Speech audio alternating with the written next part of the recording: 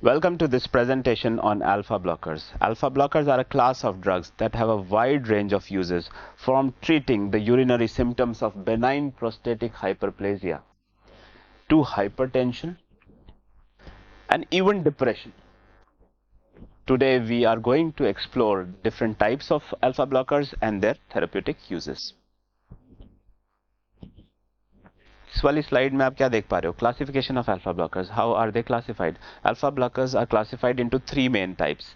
Number one, non-selective alpha blockers. These alpha blockers block both alpha 1 and alpha 2 receptors. Examples here include phenoxybenzamine and phentolamine. Number two, alpha 1 selective blockers. Example here include the drugs जिनके and में ओसिन लिखा हुआ है. ठीक है, जैसे डॉक्साजोसिन, prazosin, terazosin, टैम्सुलोसिन. तो जिन भी ड्रग्स के एंड में ओसिन लिखा है वो अल्फा 1 सेलेक्टिव ब्लॉकर्स होंगी. Last but not the least, alpha 2 selective blockers, और इसके अंदर दवा है मिर्ताजिपिन. ये एक एंटी डिप्रेसेंट है. ऑलराइट, तो three classes of alpha blockers: non selective, alpha 1 selective and alpha 2 selective. Here I will take a moment to tell you about alpha receptor rope analogy. Have you ever looked at alpha symbol in this manner? Doesn't this alpha symbol looks like a rope? Kind of does. जब alpha receptors को stimulate करोगे तो ये रोप Titan हो जाएगी.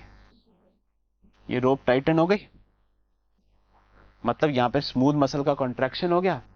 मतलब alpha receptor जो कि ब्लड वेसल में है उसके स्टिमुलेशन से क्या होगा? Vasoconstriction and resultant increase in blood pressure. contrast this to inhibition of alpha. Inhibition of alpha मतलब the rope loosens. Smooth muscle relaxation हुआ है, वेजो डायलेशन हुआ है, रिजल्टेंट बीपी डिक्रीज हुआ है. So this analogy will help you to remember that alpha 1 receptor stimulation results in increased blood pressure or hypertension. Okay. Moving on to the next slide. The first alpha blocker class that we'll discuss are the non-selective alpha blockers. सबसे पहले हम non selective alpha blockers में phenoxybenzamine को देखेंगे. Phenoxybenzamine is a drug that is an irreversible non selective alpha blocker. It is used in treatment of pheochromocytoma. Pheochromocytoma क्या है? ये adrenal medulla का एक ट्यूमर है जिसके अंदर there is increased production of catecholamine, इतना ज्यादा कि हाइपरटेंसिव क्राइसिस हो सकता है. इसको प्रिवेंट करने के लिए प्री ऑपरेटिवली इसको प्रिवेंट करने के लिए दवा जो दी जाती है वो दी जाती है फिनॉक्सीबेंजामिन, क्योंकि ये इररिवर्सिबल है. रिवर्सिबल देने का यहाँ पे कोई सेंस नहीं है क्योंकि कैटेकोलामीन का लेवल बहुत ज्यादा है. Contrast this to reversible non selective alpha blocker जिसका नाम है फेंटोलामीन. दो ही दवाइयां हैं, एक फिनॉक्सीबेंजामिन जो कि इरिवर्सिबल ब्लॉकर है, फेंटोलामीन जो कि रिवर्सिबल ब्लॉकर है.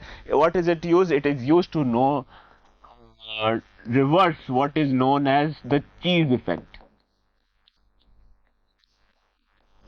Sometimes this cheese effect is also asked in your exams. Cheese effect क्या है? ट्रेडिशनली जो लोग माओ इनहिबिटर्स खाते थे डिप्रेशन के ट्रीटमेंट के लिए, माओ मतलब monoamine oxidase inhibitors for depression. Monoamine oxidase enzyme वो है जो कि डिग्रेड करती है कैटेकोलामीन्स को, जो कि डिग्रेड करती है टायरामीन को. तो जो माओ इनहिबिटर्स खा रहे हैं उनके ब्लड में ये न्यूरोट्रांसमीटर्स का लेवल ज्यादा होगा, और वो अगर ऐसे फूड खा रहे हैं जिनके अंदर टायरामीन है तो टायरामीन भी ज्यादा हो जाएगा क्योंकि वो भी डिग्रेड नहीं होगा. Tyramine containing foods are the cheese-like foods. Cheese-like foods like chocolate. Cheese, chocolate, wine. तीनों चीजें जो French people they all have in their each diet. वो टायरामिन कंटेनिंग फूड्स हैं। तो tyramine rich foods when given when eaten by a patient on MAO inhibitor, there is a danger of increase in blood pressure, dangerous levels of hypertension हो सकता है। उसको prevent करने के लिए फेंटोलामिन was used traditionally. Okay, go home, look into your books or maybe Google and see for the structure of tyramine. You will be surprised at the least to look at the structure of tyramine and its similarity to dopamine. तो कैटेकोलामिन से similar है और इसके डेग्रेडेशन को माओ enzyme करती है और माओ inhibitor से ये बढ़ जाता है, हाइपरटेंशन होने का खतरा बढ़ जाता है, तो फेंटोलामिन देने से वो ठीक हो सकता है। दूसरी चीज में जहां पे ये काम में आता है phentolamine, it is used as a second line agent to treat severe cocaine induced hypertension. तो यहां पे एक क्वेश्चन आता है कि फर्स्ट लाइन एजेंट क्या है? First line agent to treat cocaine induced hypertension would be always and always intravenous benzodiazepines.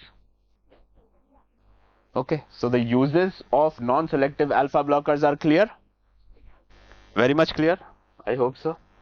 Adverse effects में पहला adverse effect that you should remember is orthostatic hypotension. Hypotension is supposed to occur. When it occurs, the sudden drop in blood pressure occurs upon standing. It is known as orthostatic hypotension. It is a classical adverse effect with non-selective alpha blockers. When the body senses this fall in blood pressure, what will happen? There will be reflex increase in heart rate. The reflex tachycardia is seen more or so with the non-selective alpha blockers like phenoxybenzamine and phentolamine. Okay, तो ये दो adverse effects हमेशा याद रखने हैं आपको। Alpha 1 selective पे आ जाए। अल्फा 1 सेलेक्टिव, इसके अंदर जो हम देख पा रहे हैं प्राजोसिन, ये प्राजोसिन नामक दवा कहां पे काम में आती है? ये ब्लड प्रेशर ट्रीट करती है, बोथ मेल्स का और फीमेल्स का। ये काम में आती है पोस्ट ट्रॉमेटिक स्ट्रेस डिसऑर्डर को ठीक करने में, ये काम में आती है एंजाइटी डिसऑर्डर्स को ट्रीट करने में। यहां पे ही इसकी कहानी समाप्त नहीं हो रही। ये ट्रीट करने के लिए काम में आती है स्कॉर्पियन स्टिंग को। बिच्छू की बाइट को ट्रीट करना हो तो प्राजोसिन नामक दवा देनी चाहिए। जबकि डॉक्साजोसिन, ओसिन, टेराजोसिन, ये दोनों ही अल्फा 1 सेलेक्टिव ब्लॉकर्स हैं जो कि hypertension as well as urinary symptoms of BPH, hypertension और बीपीएच के मरीजों को दोनों या तो डॉक्साजोसिन दो या टेराजोसिन दो, दोनों ही बीमारियों से उनको रिलीफ मिल सकती है। अल्फा 1 सेलेक्टिव ब्लॉकर्स के एडवर्स इफेक्ट्स देखें तो ऑर्थोस्टैटिक हाइपोटेंशन तो आएगा। यहां पे देखो first dose orthostatic, sudden fall in blood pressure after the first dose upon standing. Next important is dizziness, feeling of light headedness, unsteadiness and headache में भी। रिफ्लेक्स टैकीकार्डिया होगा लेकिन उतना नहीं होगा जितना कि फिनॉक्सीबेंजामिन या फेंटोलामिन से हो रहा था। यहां पे ये तीन एडवर्स इफेक्ट्स हैं जो कि आपको रिमेंबर करना है। एक दवा जो हमने अल्फा 1 सेलेक्टिव में पढ़ी थी वो थी टैमसियोलोसिन। यहां पे एक दवा और लिख दो, सिलोडोसिन। तो ये टैमसियोलोसिन एंड सिलोडोसिन ये अल्फा 1 सेलेक्टिव तो है लेकिन अल्फा 1A सब टाइप ऑफ रिसेप्टर्स के लिए और भी सेलेक्टिव है। मतलब अल्फा 1A, अल्फा 1D जो कि स्पेसिफिकली प्रोस्टेट ग्लैंड में प्रेजेंट हैं और ब्लड वेसल्स में मौजूद नहीं है, उनके लिए ये दवा सेलेक्टिव ब्लॉकर है। तो टैमसिलोसिन को हम हाइपरटेंशन ट्रीट करने के लिए नहीं दे सकते क्योंकि alpha 1A receptor blood vessel में मौजूद नहीं है, लेकिन कहां मौजूद है? प्रोस्टेट ग्लैंड में। तो जिनको बीपीएच है, अगर उनकी स्मूथ मसल टोन को रिलैक्स करना है तो क्या दो? टैमसिलोसिन दो। तो क्या दो? सिलोडोसिन दो। But remember it will never be used to treat hypertension as was the case with prazosin जो कि हाइपरटेंशन ट्रीट करने के काम में आ रही थी, doxazosin and terazosin. Alpha 1A selective है, टैमसोलोसिन। यहाँ पे एक चीज और बहुत ही ज्यादा इंपॉर्टेंट है, वो है इसका एक स्पेसिफिक एडवर्स इफेक्ट जो आपको और कहीं नहीं पढ़ने को मिलेगा। There have been reported cases of floppy iris syndrome with the use of tamsulosin. ये क्या है? इंट्रा ऑपरेटिवली कैटरेक्ट सर्जरी के दौरान फ्लॉपी आइरिस सिंड्रोम उन मरीजों में देखा गया जो कि टैमसोलोसिन ले रहे थे। तो इस बात का खासा ध्यान रखते हैं ऑप्थेल्मोलॉजिस्ट, ताकि ये फ्लॉपी आइरिस सिंड्रोम ना हो। Coming to the last class of alpha blockers, alpha 2 selective blockers, और जहां पे ये एंटी डिप्रेसेंट दवा है, कौन सी दवा है? मिर्ताजपीन। ये एंटी डिप्रेसेंट दवा क्यों है? क्योंकि अल्फा 2 रिसेप्टर्स को ब्लॉक करेगी ये सेंट्रल नर्वस सिस्टम में, जिसकी वजह से क्या होगा? नॉरएपिनेफ्रिन और सेरोटोनिन के लेवल्स बढ़ जाएंगे ब्रेन में, डिप्रेशन ट्रीट हो जाएगा। But are there any adverse effects related to this drug? Yes, 3 main adverse effects with mirtazapine.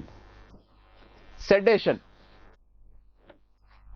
नींद लाएगी ये दवा, सीरम कोलेस्ट्रॉल को बढ़ाएगी ये दवा, एपिटाइट को बढ़ाएगी ये दवा, आदमी सोएगा, खाएगा, मोटा होगा, कोलेस्ट्रॉल बढ़ जाएगा और उसको प्रॉब्लम्स होती जाएंगी। ओके, तो ये 3 एडवर्स इफेक्ट्स मिर्ताजपीन के हैं जो कि आपको याद रखने हैं। So today we have discussed alpha blockers. Thank you for patient listening. Remember to stay committed and have a nice day. Thank you.